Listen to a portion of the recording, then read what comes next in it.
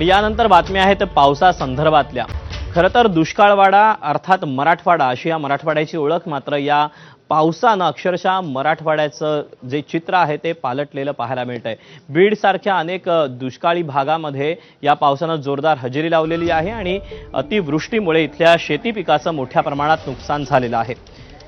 जिल्ह्यातील अनेक भागांमध्ये शेती आणि घरं पाण्याखाली गेली आहेत। काही ठिकाणी पूरपरिस्थिती इतकी भीषण होती की एनडीआरएफच्या सहाय्यानं नागरिकांना बाहेर काढण्यात आलं। काही ठिकाणी पुराचं पाणी ओसरलं मात्र घरांमध्ये आता चिखलाचं साम्राज्य आहे।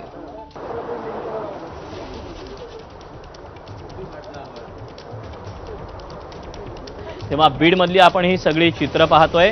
नद्यांना पूर आलेला आहे, शेती आणि घरं पाण्याखाली आहेत आणि त्यामुळेच पुरामध्ये जे अडकलेले आहेत त्यांच्यासाठी हे रेस्क्यू ऑपरेशन राबवलं जात आहे।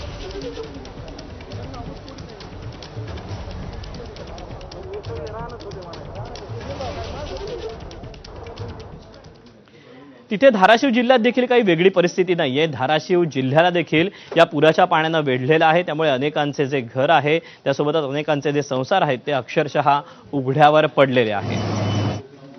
अनेक गावांमध्ये घरांना पुराच्या पाण्याचा वेढा पडलाय। त्यामुळे नागरिक घराच्या छतावर जाऊन जीव वाचवण्याचा प्रयत्न करतायत। काही ठिकाणी छतावर अडकलेल्या नागरिकांना हेलिकॉप्टरच्या सहाय्यानं रेस्क्यू करण्यात आलं।